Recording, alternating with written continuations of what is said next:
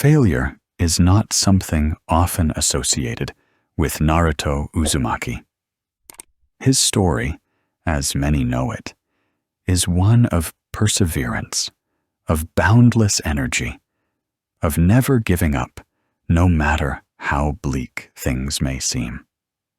But what if, in one of those defining moments where the weight of Konoha's future hung on his shoulders, Naruto had failed? What if the Nine-Tails' strength was not enough, his determination not sharp enough, his bonds not strong enough to push him through? In this alternate history, the Leaf Village does not stand tall as a symbol of resilience, but instead crumbles under the weight of its enemies and its own cracks within. This is the story of what would have happened had Naruto fallen short, and the world shifted into a darker timeline where Konoha itself was lost. It begins during the Pain Invasion. Konohagakure, the proud hidden leaf, had already been battered by Pain's 6 paths. Buildings were reduced to rubble, shinobi scattered, civilians trembling in fear. Tsunade, the 5th Hokage, exhausted her chakra to protect as many villagers as possible, and still it was not enough. Entire districts lay in ruin. The sky was gray with ash and dust, and the earth trembled with every clash of chakra. This was the moment where Naruto was supposed to arrive, standing as the beacon of hope, fueled by the training he underwent with the toads at Mount Myoboku, wielding Sage Mode and the determination of everyone he loved. But in this version of the story, something goes wrong.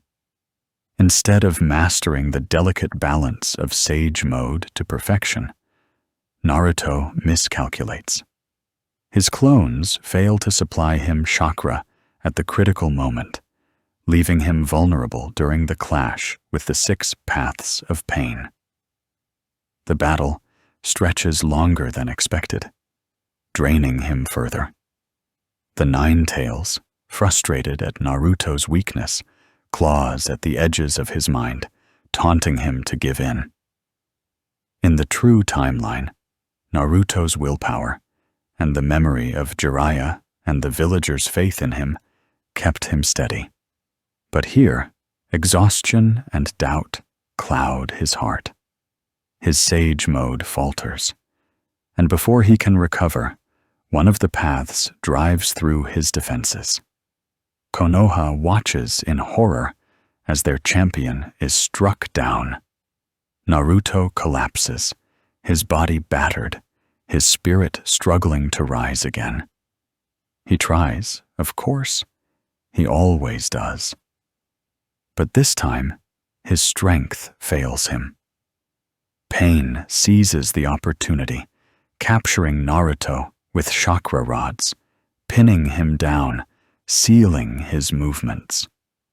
The last great hope of the leaf lies on the ground, unable to break free. Without Naruto to turn the tide, the battle becomes a massacre.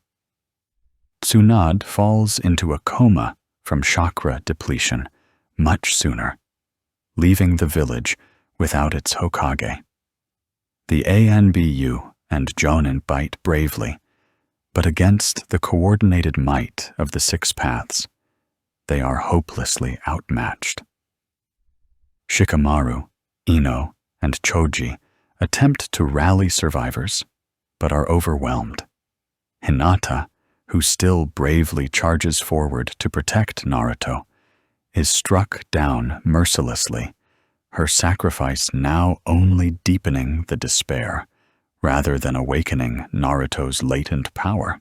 The Nine-Tails, sensing Naruto's fading will, finally begins to surge outward. But this time, instead of Naruto mastering it, his mind shatters under the strain. The seal weakens, but without guidance from Minato's chakra imprint or intervention from allies, the release of Kurama becomes chaotic. Instead of empowering Naruto to victory, it consumes him, leaving him writhing as pain tightens his control. And then, the unthinkable happens. Pain succeeds in extracting Naruto from the battlefield, carrying him off as a prize for the Akatsuki.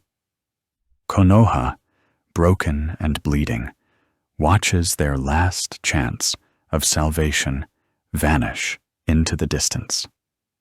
Without Naruto, there is no reversal, no speech about peace, no confrontation with Nagato that redeems his heart. The cycle of hatred remains unbroken. The Akatsuki, with the 9 tails now within reach, grow bolder. Nagato does not waver. He sees the destruction of Konoha as justice, a necessary step toward the world he envisions.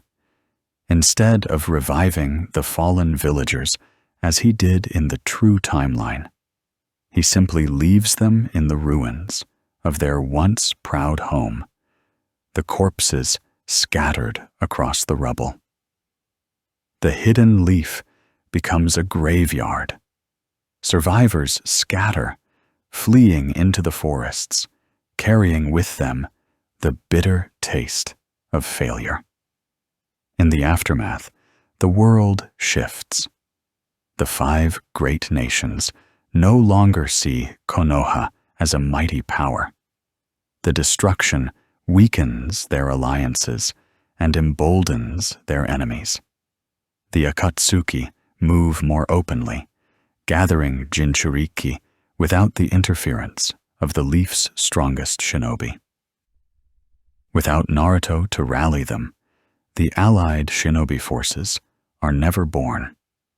The vision of unity that once came from Konoha's trials never manifests. Instead, distrust festers between the villages, each one fearing the Akatsuki, yet too divided to act as one. Sasuke, still walking his path of vengeance at this time, hears of Konoha's fall. But rather than being pulled back into its orbit by Naruto's unwavering loyalty, he feels only cold satisfaction. The village that betrayed his clan, that forced him into exile, has been brought to its knees. Without Naruto's bond to soften his heart, Sasuke leans fully into darkness. He seeks power recklessly, aligning with the remnants of Akatsuki and deepening the cycle of hatred rather than breaking it. The brothers' destined reunion is pushed further and further out of reach. The thread of redemption snapped before it can be tied. Meanwhile, far beyond the ruins of Konoha, the great powers of the world grow restless. The Raikage sees opportunity to extend his influence. The Mizukage tightens her defenses, fearing Akatsuki's inevitable rise. The Tsuchikage whispers of balance being shattered. And in the shadows, Madara Uchiha, still orchestrating events through Obito and Zetsu, smiles. With Naruto captured, the grand plan moves forward far more easily. The Moon's Eye project is no longer a distant dream, but a tangible reality. And so, the failure of one boy becomes the unraveling of an entire village. The leaf, once the heart of the shinobi world, lies in ruins, its people scattered, its dream of peace shattered. Naruto Uzumaki, the boy who should have been its light, is now a prisoner of darkness. And with him gone, the world marches steadily toward a war far more devastating than anything before. The story of what comes next is not of triumph, but of struggle in the shadows, as the survivors of Konoha attempt to cling to hope in a world that has turned against them. Their village has fallen, their hero is lost, and the forces of hatred are stronger than ever. Yet even in this darkness, small sparks still remain, unwilling to let the dream die completely. But the road ahead will be long, harsh, and uncertain. The streets of Konoha were eerily silent in the aftermath of the failure. Smoke curled from shattered homes, and the once proud walls of the village bore deep cracks like scars. The Hokage monument loomed above it all, its proud faces now coated in ash, reminders of what the village had once stood for and what it had lost. Naruto stumbled through the ruins, his breath ragged, his body battered, his spirit fractured. He could still hear the voices of the villagers crying out during the collapse, still feel the crushing weight of knowing he hadn't been enough. For someone who had sworn his entire life to never give up, to always keep fighting until the very end, this was the first time he truly tasted the bitterness of defeat. He hadn't protected them. Konoha had fallen under his watch. The few survivors who clung to the broken streets avoided his gaze. Some looked at him with sorrow, others with silent blame. It was as though the dream of the boy who would become Hokage had died with the flames that consumed the village. Naruto staggered into the remnants of the Hokage's office. The building was half collapsed, its once strong foundation cracked and bent. Papers fluttered across the floor, stained with soot and blood. He dropped to his knees among the debris, clutching a torn headband in his hand. It belonged to a comrade who hadn't survived. He didn't even know which one. His chest tightened with grief. But grief quickly became fuel for reflection. As he stared at the shattered world around him, Naruto began to realize the weight of what it meant to fail. All his life, he had been fueled by the belief that through sheer willpower and determination, he could overcome anything. He had carried that flame in his heart, convinced it would never be extinguished. And yet, here he was, kneeling in the ruins of the very home he had vowed to protect. That flame now flickered dangerously, threatening to die. Outside, the enemy still lingered. Akatsuki had been relentless in their assault, but it wasn't only their strength that had led to Konoha's fall. It was Naruto's hesitation. In the critical moment, he had been torn between protecting individuals and making the larger sacrifices necessary for the village's survival. He had frozen, split between his desire to save everyone and the cruel reality that sometimes not everyone could be saved. And in that brief hesitation, the enemy had crushed their defenses. It wasn't long before Sakura found him in the ruins, her face pale, streaked with dirt and tears. Her arm was bandaged hastily, soaked with blood, yet she stood tall. "Naruto," she whispered, her voice trembling. "We need you."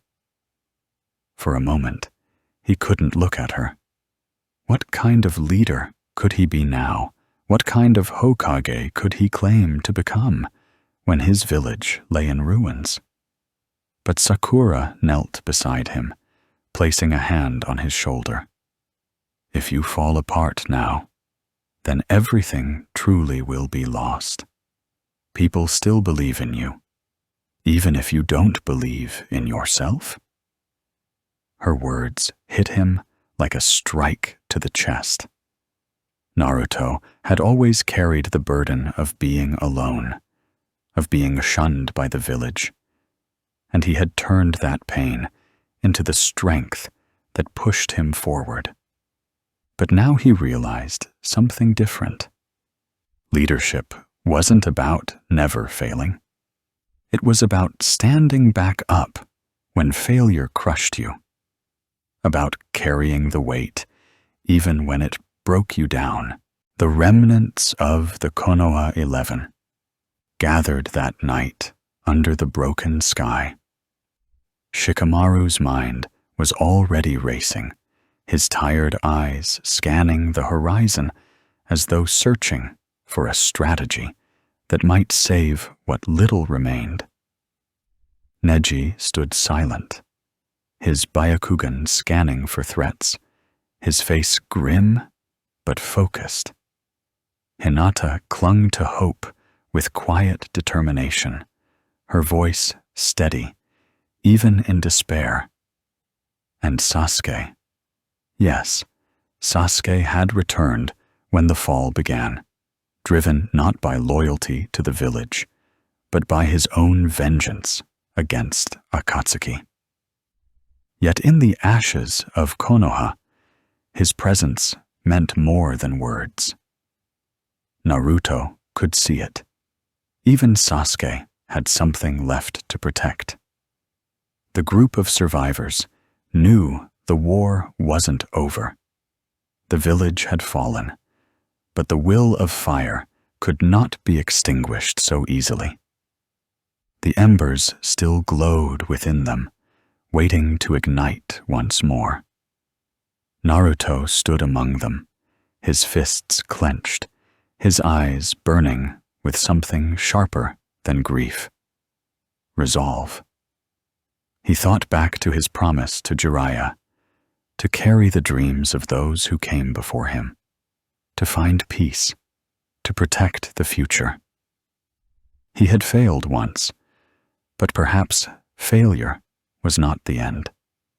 Perhaps it was the beginning of something harsher, something truer. That night, as they huddled in the wreckage, Naruto looked at his friends, his family in every way that mattered, and swore to himself that this was not the end of Konoha. The buildings could be rebuilt. The walls could rise again. But what mattered most was still alive. The people, the bonds, the belief in each other. And if Naruto could hold on to that, then he could still rise again. But deep down, the doubt gnawed at him. Would the world remember him as the boy who failed his village? Or the one who rose from the ashes to rebuild it? Sleep did not come easily that night. The fires still smoldered across the village. The cries of the wounded still carried on the wind. And in the darkness beyond the walls, the Akatsuki still lurked. The future had never seemed more uncertain. But as Naruto looked up at the broken sky, stars barely peeking through the smoke, he whispered to himself, "I won't let this be the end. I'll find a way to make it right." In the aftermath of the Hokage's death, the leaf became a shadow of what it once was. The village that had always stood as a beacon of stability now felt fragile, like glass on the verge of breaking. Hiruzen Sarutobi, the professor, the old guardian of the will of fire, was gone. And with his passing, there was no hand steady enough to calm the storm. Danzo moved swiftly, and though his ascension was not without opposition, the elders and many of the disillusioned villagers accepted his leadership, if only out of fear. The route commander spoke with conviction, promising that the days of indecision were over. He would not let sentimentality cost the leaf its survival. To many, that was exactly what they wanted to hear. But for those who still remembered the old ways, who still believed in the bonds that made Konoha special, it marked the beginning of something cold and alien. Naruto felt this more than anyone. The boy who had once believed in dreams now felt betrayed at every turn. He blamed himself for not being able to protect Hiruzen, for not being strong enough to change anything. And now, under Danzo's rule, he was treated as a weapon to be honed and unleashed, rather than as a person. The mask that he had worn all his life, the grin that covered his loneliness, cracked under the weight of guilt and despair. And with the 9 tails sealed inside him, this darkness festered, stirring the beast in unsettling ways. Danzo saw it as an opportunity. To him, the Jinchuriki was no longer a boy in need of guidance, but a tool to be broken down and rebuilt to serve the leaf's survival above all else. In another world, Naruto found strength in his bonds with friends and mentors. Here, those bonds were fraying, and every thread that snapped drew him closer to the abyss. The village itself reflected this descent. Shinobi, who had once fought for one another, now carried suspicion in their eyes. Danzo's ONBU walked the streets openly, masks glinting in the torchlight at night. Families whispered of disappearances. Outsiders who once found warmth in Konoha's markets and taverns now found the atmosphere oppressive, cold. And yet, no one dared openly resist, for fear that Root's silent agents would silence them before sunrise. Danzo's vision of strength was becoming reality, but it was strength stripped of heart. Sasuke, still haunted by the massacre of his clan, was another piece in Danzo's growing plan. Instead of leaving to pursue Orochimaru, as he once did in another timeline, Sasuke was drawn into the village's new militaristic structure. Danzo dangled promises before him: power, vengeance, the truth about the Uchiha. Without Kakashi's gentle hand to balance him, and with Naruto too lost in his own pain to reach out, Sasuke found himself lured into Root's doctrine. He trained in secret, subjected to Danzo's manipulations, and the curse of hatred deepened in his heart. In this world, where the leaf had fallen into shadows, Sasuke was no longer an outcast chasing power from beyond the walls. He was a soldier, being groomed into a weapon for Konoha's new order. For Sakura and the others of their generation, things were no brighter. The bonds of Team 7, once fragile but hopeful, were unraveling. Sakura watched helplessly as Naruto became more withdrawn, his fiery spirit dimmed by constant training and surveillance, while Sasuke walked a path colder and more ruthless than ever. Kakashi, disillusioned by Danzo's rise and powerless to stop it, tried to keep his students together. But even he was watched carefully. The village was not his village anymore, and his eye that had once looked forward with cautious optimism now often stared blankly at the ground, burdened by failure. Beyond the walls, the other great nations watched carefully. Konoha's vulnerability had been laid bare by Orochimaru's invasion. And now, with Danzo at the helm, the leaf looked less like a sanctuary of peace and more like a fortress of steel and silence. The sand, recovering from their own wounds, considered whether alliance or further betrayal would suit them best. The cloud observed with caution, wary of a militarized Konoha rising in the center of the continent. And the Akatsuki, still lurking in the shadows, began to take notice of the fractures spreading across the hidden leaf. They thrived in chaos, and here was chaos blooming in fertile soil. The deeper tragedy, however, was Naruto himself. For all his training, for all the nights he spent breaking his body under Root's watch, the one thing he needed, the love of his village, the bonds of family, was denied him.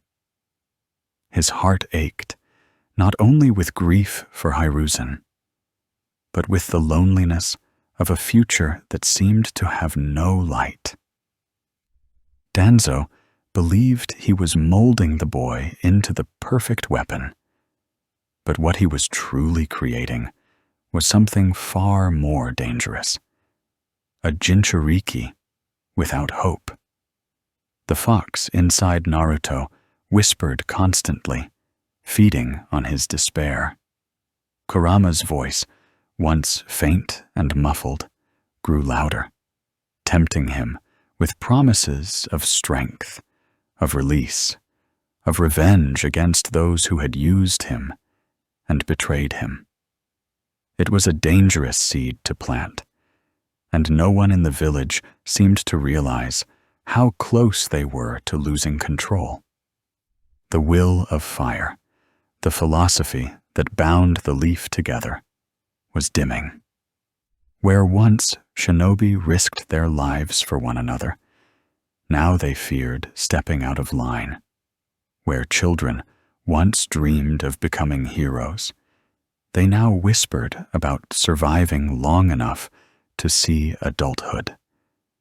And for Naruto, who had once carried that will of fire in its purest form, it was like watching a fire go out while being chained in place, unable to stop it. He felt powerless, even as he was being shaped into something powerful. That contradiction tore at him until even his dreams, the place where he once imagined bonds and laughter, turned into restless nightmares of isolation. The collapse of Konoha was not sudden, not a single event that shattered everything in an instant.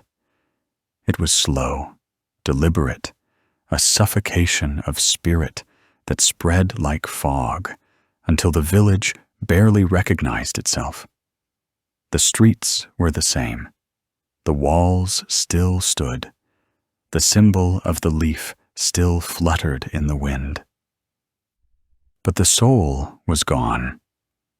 The betrayal was not just in leaders or politics. It was in the loss of what Konoha had always meant. And for Naruto, that betrayal cut deeper than any wound he had ever known. The Leaf Village had always been a fortress of stability in a chaotic shinobi world. Its walls were more than just stone. They were symbols of protection, of unity, of the will of fire that had passed down for generations. But with Naruto's failure to rise as the protector destiny had promised, Konoha's walls were crumbling, not only in the physical sense, but in the hearts of its people. After Pain's assault had left the village in ruins, the recovery was slow and disjointed. And without Naruto to rally them, without his hope and defiance, the cracks in Konoha's spirit widened into deep fissures. In the aftermath of the destruction, Hokage Tsunade struggled to keep order. Her physical strength had always been immense, but her heart carried a heavier weight now, one that pressed down harder each day. The villagers whispered. They looked toward the mountainside where the Hokage faces were carved, wondering if the age of their great leaders had passed forever. With Naruto gone, vanished, missing, or perhaps even dead, depending on who you asked, the sense of destiny that clung to him seemed extinguished. And so the people turned inward, fractured, mistrustful of one another. Shikamaru saw it more clearly than most.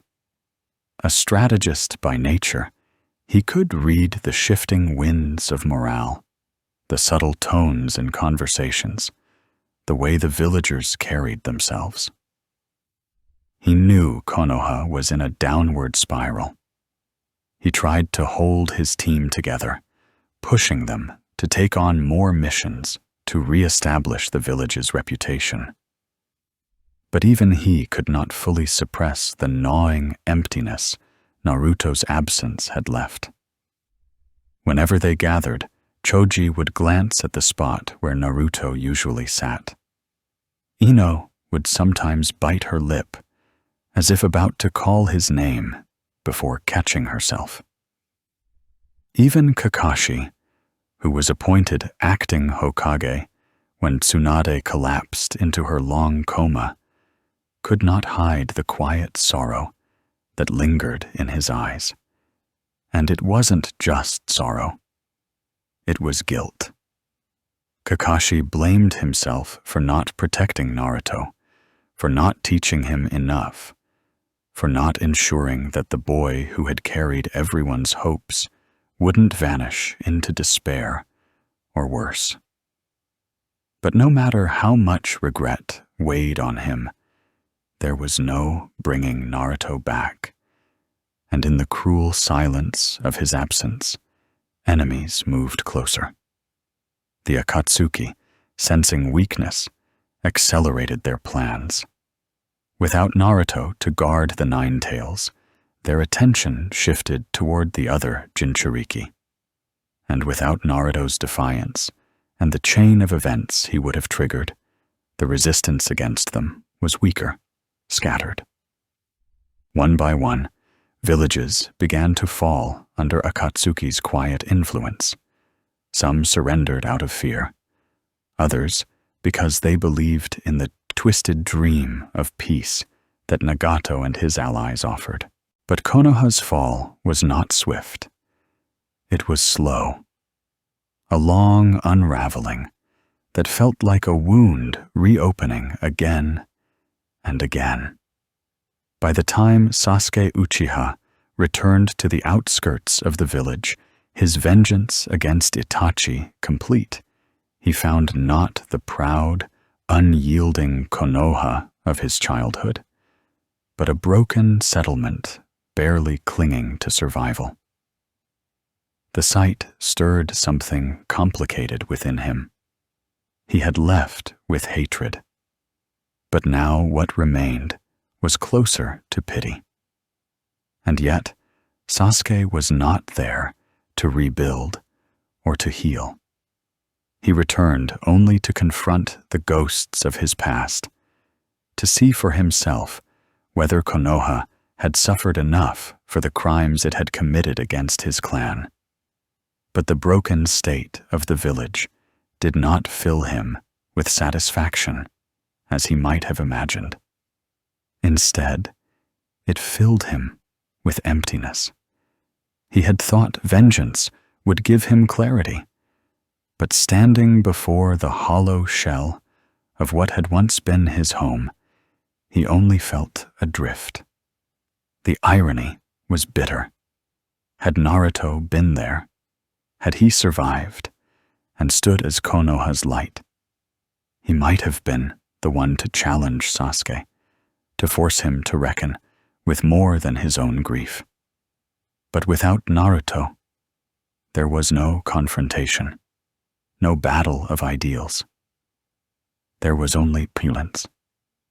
And Sasuke, perhaps unconsciously, walked deeper into that silence, slipping further into the shadows of Akatsuki. Meanwhile, within the ruins of the Hokage's office, Kakashi stared at maps dotted with enemy movements. His eye drifted over reports of Akatsuki activity, of missing shinobi, of villages surrendering without a fight. He wanted to believe there was still a chance to turn the tide, but deep down, he knew they were fighting without their greatest weapon: hope. Naruto had not just been a fighter. He had been the symbol that inspired everyone else to keep standing. Without him, missions felt heavier, victories rarer, and defeats far more crushing. The younger generation struggled under this weight. Konohamaru, who had once idolized Naruto as his personal hero, tried to take up his mantle in small ways. He trained harder, spoke boldly, and carried himself with the fire Naruto had passed to him. But he was still young, still growing, and the burden was too vast for his small shoulders. At night, he often cried quietly, wishing his brother figure was still there to guide him.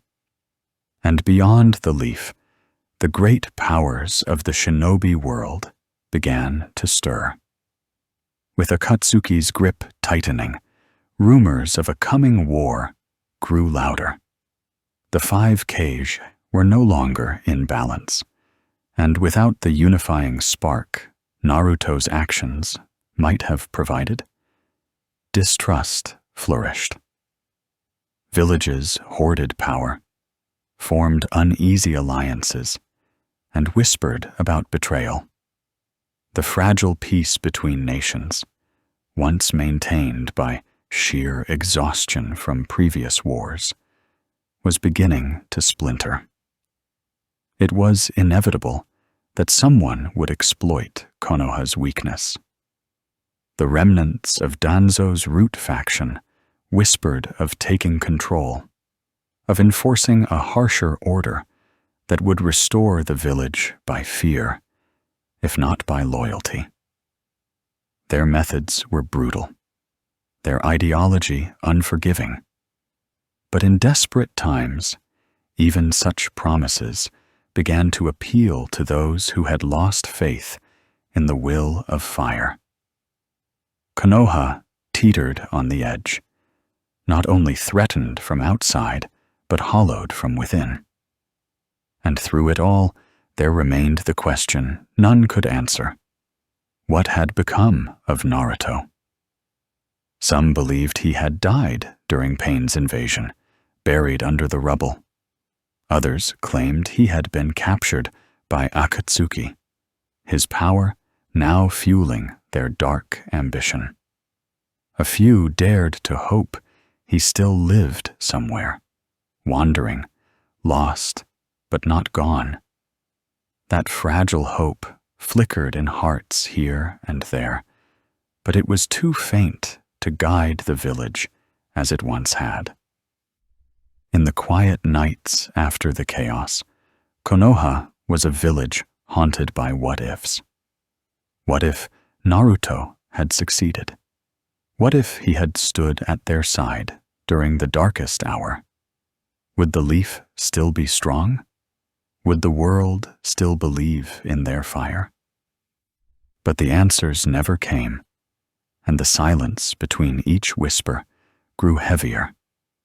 For the will of fire was not extinguished, but without the one destined to carry it, it was a fire left untended, burning low, waiting for the wind that might never return. The village lay in ruins, its proud walls shattered, its streets lined with the broken echoes of a battle that had never truly ended. Days had passed since the fall, but the air still carried the smell of ash and blood. Survivors drifted like shadows through the wreckage, silent, hollow-eyed, clinging to whatever fragments of life they could find. Konoha had been the heart of the shinobi world, but now it was little more than a scar on the land, its people forced to accept a new reality where the dream of peace had crumbled into dust. Naruto had not been seen since the final confrontation, though whispers spread like wildfire through the survivors. Some said he had been captured, his body and spirit broken, bound in chains by Akatsuki's dark jutsu. Others swore they saw him stumble away from the battlefield, his face clouded with despair, vanishing into the forests beyond. But the truth was unknown, and in that uncertainty, hope flickered weakly, like a candle struggling against the wind. In his absence, it was not heroes, but conquerors who shaped Konoha's destiny. Akatsuki had claimed the village as their prize, their banner hanging mockingly over the ruined Hokage monument. Black-robed shinobi stood guard over the shattered remains of the Hokage's tower, their eyes cold and watchful. To the survivors, these figures were reminders of their failure, symbols that the era of the leaf had ended. The proud will of fire had been extinguished, smothered under the weight of betrayal and defeat. Yet even in ruin, Konoha's people clung stubbornly to their bonds. Small groups of shinobi gathered in secret, whispering of resistance, of striking back against the invaders who had torn their home apart. Among them was Sakura, her hands calloused from tending to the wounded, her heart burning with the memory of Naruto's words, that he would never give up, never abandon them. Even if he had fallen, she refused to let that promise vanish. She gathered others like her, young shinobi, who still remembered what it meant to fight not for glory, but for each other. But resistance was dangerous. Akatsuki ruled with precision and cruelty, their spies lurking in every corner. Deviation was punished swiftly, mercilessly, a reminder that the victors had no patience for defiance. Pain's image loomed largest over this new order, his philosophy etched into the lives of those who survived. The villagers began to repeat his words, not out of belief, but out of fear, that only through suffering could true peace be born. Meanwhile, far from the shattered walls, Naruto wandered through endless forests and desolate plains, consumed by silence.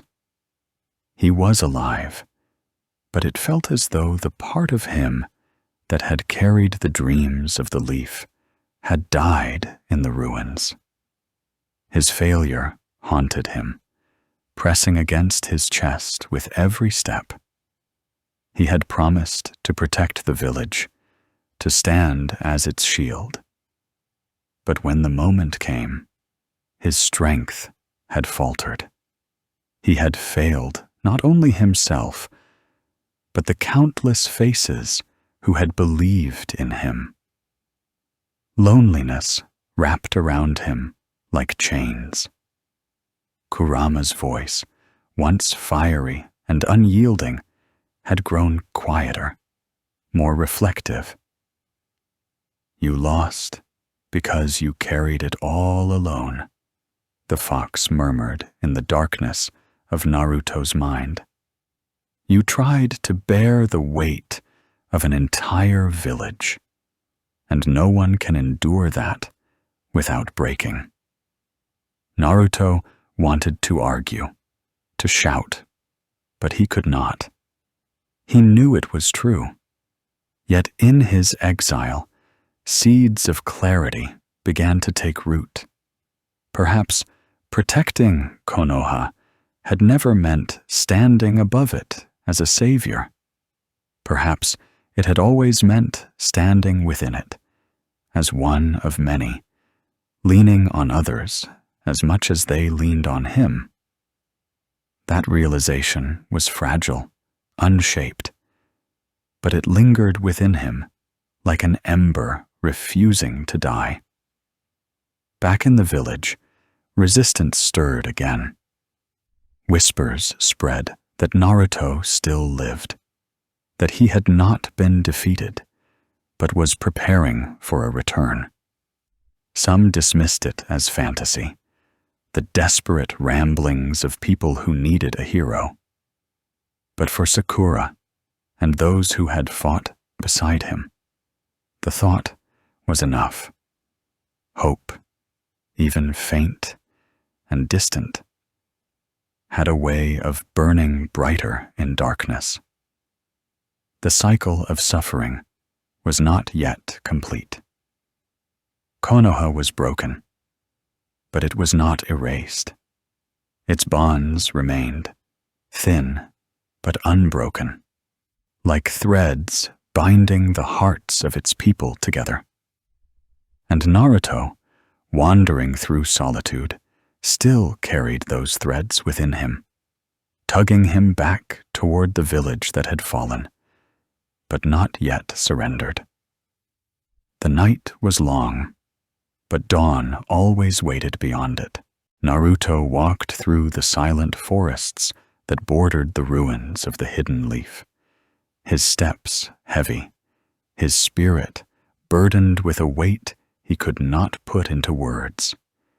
He had circled these woods for days, never daring to approach too closely, never daring to face the truth that awaited him. But on this night, guided by nothing more than instinct and the pull of his own heart, he found himself climbing a ridge that overlooked the village. When he reached the top and gazed down, the sight carved itself into his soul. Konoha lay in ruins. The proud wooden gates that had welcomed shinobi and travelers for generations were nothing more than splinters scattered across the ground. The streets that had once been filled with vendors, children, and laughter were empty, swallowed by silence. Ash and dust clung to the air like a lingering memory of fire. Even the Hokage monument, which had once stood as a symbol of hope, was scarred and cracked, the faces of heroes marred by battle. And above it all, mocking the history of the village, an Akatsuki banner fluttered in the wind, its red cloud sharp against the pale moonlight. Naruto's chest tightened. His knees threatened to give out as memories rushed him.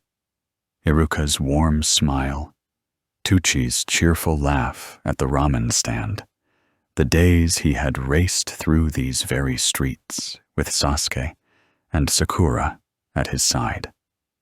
Each memory felt like a knife twisting deeper, reminding him that he had been too late, too weak, too unprepared to protect what mattered most. He whispered into the night, almost inaudible, "I failed you all." The silence pressed down on him, but then another memory stirred. Sakura's trembling voice when she had once told him she believed in him, no matter what. Kakashi's calm assurances that he had what it took to surpass his teachers. Jiraiya's final words, urging him to never give up. Those voices did not belong to the ruins. They lived inside him still. And though he felt broken, he realized their trust could not be thrown away, even now. Kurama's voice echoed deep within his mind, rumbling like a distant storm. "You can stand here, drowning in regret. Or you can move. This loss will never leave you, but you decide whether it chains you or drives you. The bonds you carry are not gone. They wait, but only if you're willing to reach for them again." Naruto closed his eyes, listening. The ache inside him did not disappear, but it shifted. It became sharper, heavier, something he could hold instead of something that crushed him. Maybe he had not been meant to be the perfect hero who saved everything with one great victory. Maybe his role was different. To stumble, to rise, to fall again, but never stop carrying the stubborn flame of hope. That flame, fragile though it was, still burned. That night, he moved into the ruins. His cloak brushed against broken stone as he walked through the hollow streets. Every step stirred ghosts, training grounds where he had sparred with teammates, rooftops where he had raced with Sasuke, alleys where he had once hidden from villagers who misunderstood him. Each place hurt to see, but it reminded him of why he had loved this village so fiercely. It was not just a place of stone and wood. It was the people, the bonds, the memories. And even if the walls had fallen, the heart of Konoha might still be alive somewhere beneath the rubble. Deep in the ruins, shadows moved.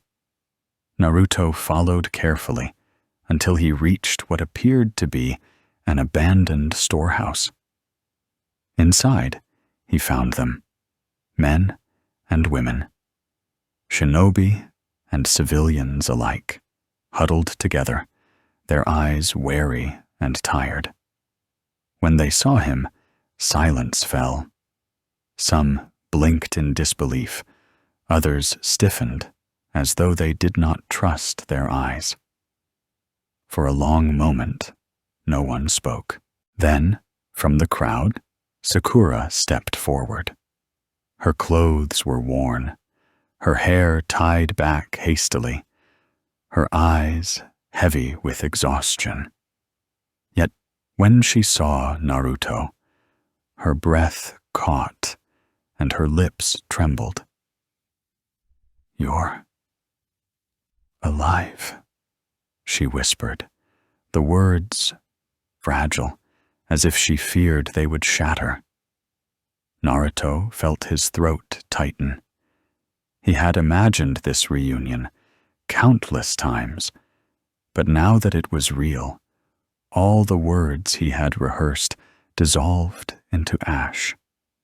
He forced himself to speak, his voice rough and unsteady.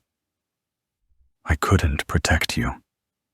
I couldn't protect any of this.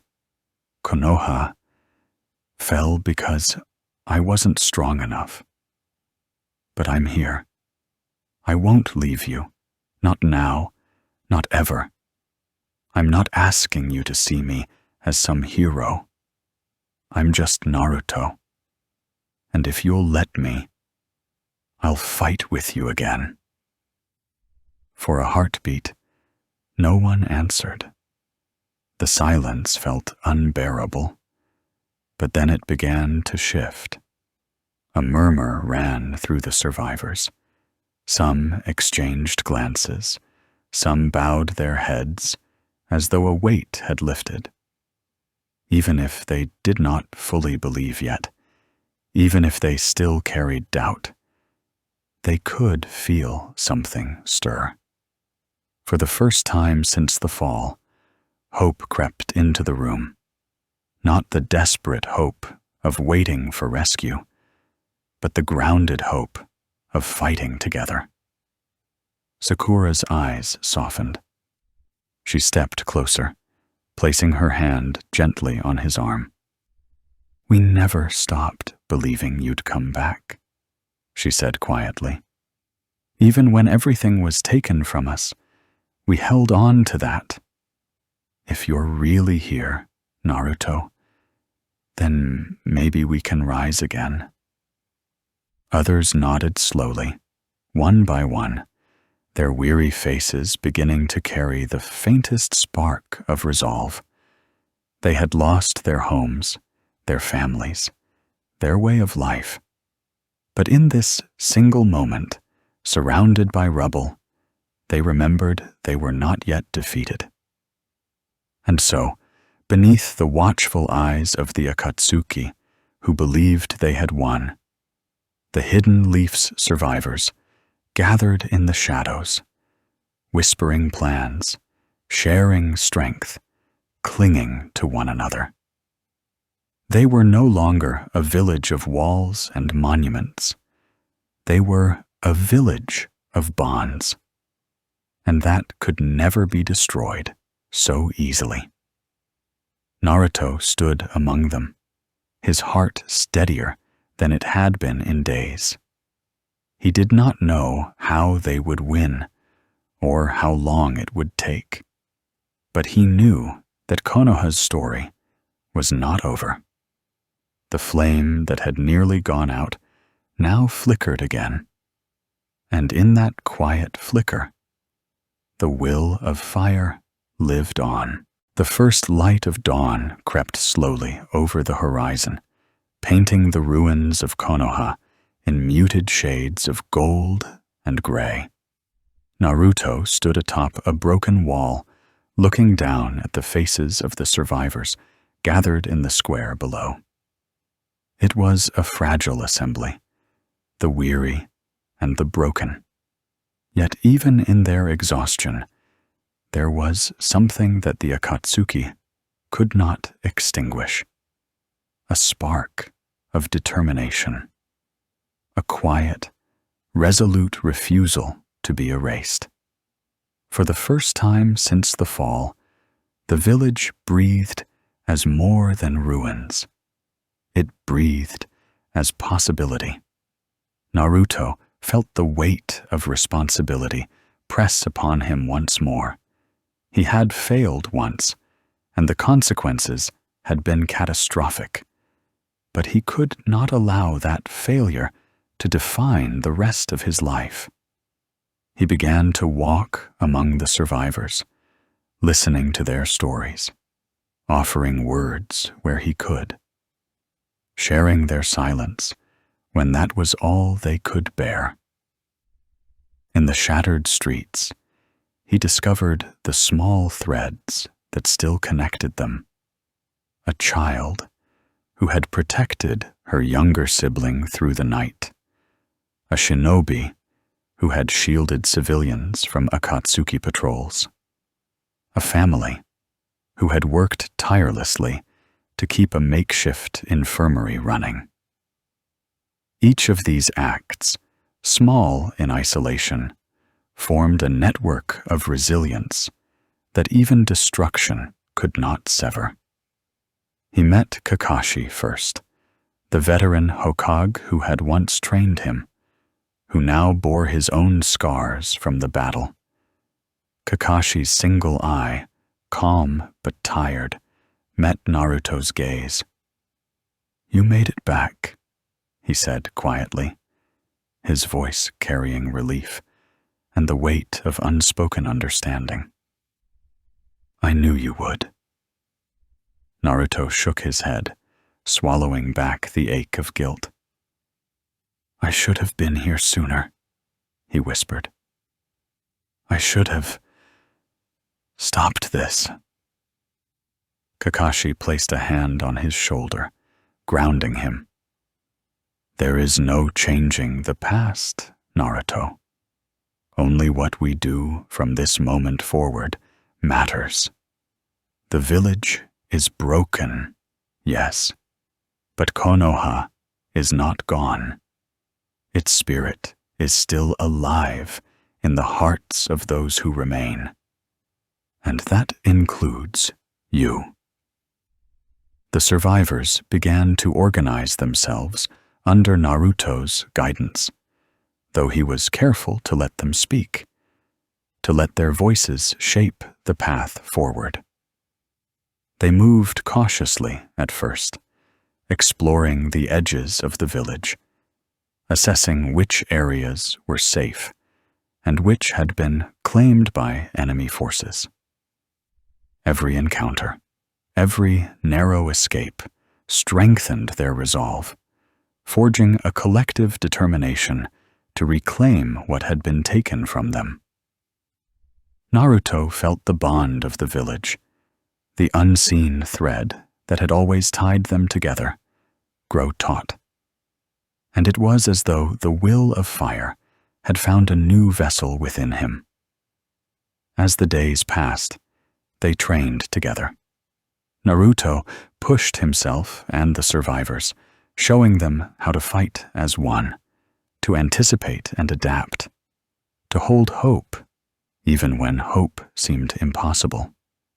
Each shinobi who had survived the fall found a renewed purpose, discovering strengths they had not known existed. The young children, who had watched their world burn, learned to defend themselves under Naruto's careful guidance, their small hands and fierce eyes a testament to the enduring spirit of Konoha. But the looming threat of the Akatsuki remained. Their patrols moved like shadows across the land, a constant reminder that the village was not yet safe. Naruto and the survivors knew that stealth and strategy would be their allies. Every patrol that was observed, every movement that was noted, became information, a puzzle to be solved, a future advantage to be leveraged. Patience became their weapon, and the rebuilding of trust and coordination their shield. Yet even in these quiet preparations, Naruto allowed himself moments of reflection. He walked among the trees at night, listening to the wind and to the quiet echoes of those he had lost. Each memory of fallen friends and family weighed upon him, but he carried them as motivation, not as chains. The loss had shaped him, yes, but it had also illuminated the power of connection, the importance of bonds that could survive even the most devastating destruction. In the sorrow of the night, he whispered apologies, prayers, and promises to those who had gone, pledging silently that their sacrifices would not be in vain. the survivors began to speak of the future in terms of action rather than despair.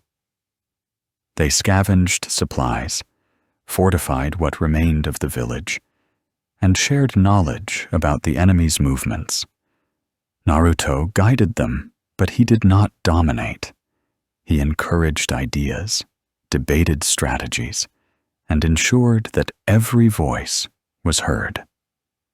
The act of collaboration became an antidote to the isolation and helplessness they had felt in the immediate aftermath of the fall. Each shared plan, each agreed upon decision, rekindled a sense of community and purpose that the Akatsuki had tried to annihilate. And then came the first small victories. An Akatsuki patrol was outmaneuvered, captured without bloodshed. Supplies were reclaimed from abandoned outposts.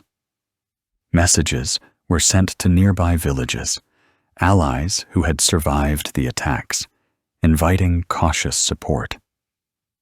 The flame of resistance began to glow brighter, a subtle but undeniable reminder that even in ruin, Konoha could rise again.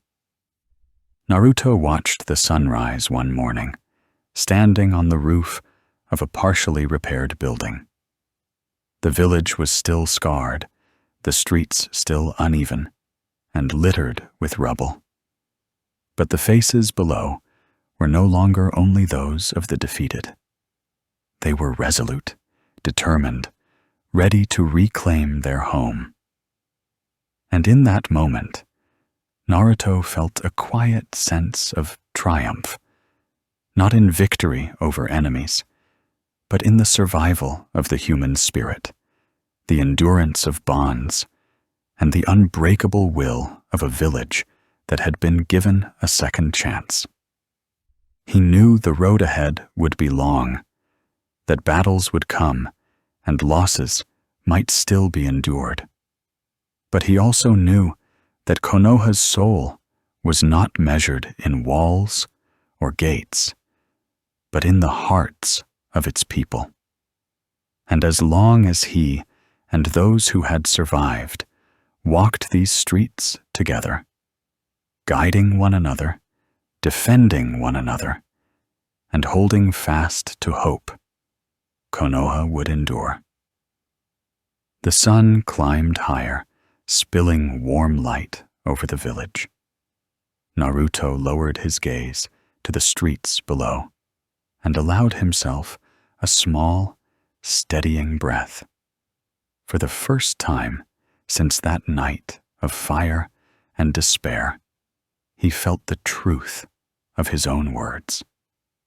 The story was not over.